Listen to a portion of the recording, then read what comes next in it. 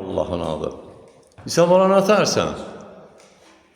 Tunar, Vidi bala, Qədim qala. Bəh, Eldar bala, Hüseyin bala. Elmir bala, Gül bala. Həsən bala. Baba nə tərsən qadan alır? Allah var eləsin ay baba. Buyur qaldır nağaranı. Hirmoldan bak.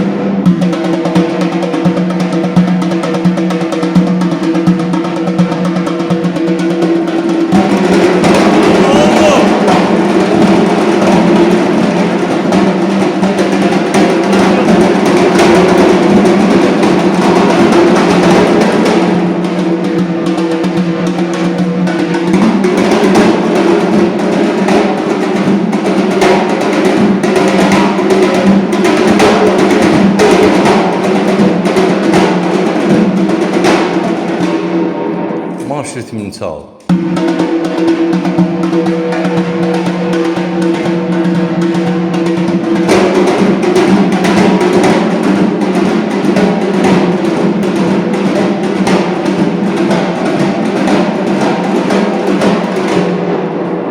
O lirik ritim öyrətmişdi.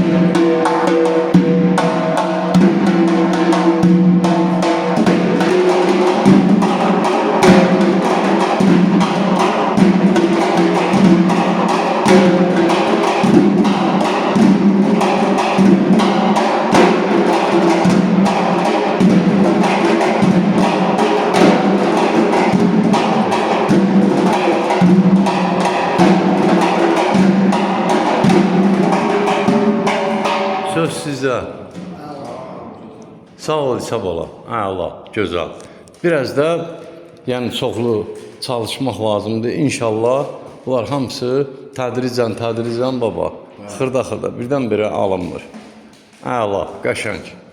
Eldəniz müəllimi yaşayış yeri, Gəncə şəhəri iş yerimizdən Miyolçular Mədəniyyət Sarayının qapısı xalqın ballarının üzünə açıqdır. Biz hazırıq qəbul eləyək. Nəyi biliriksə də. Tələbələrini paylaşın. Sağ ol, ayırlar bala, sağ ol.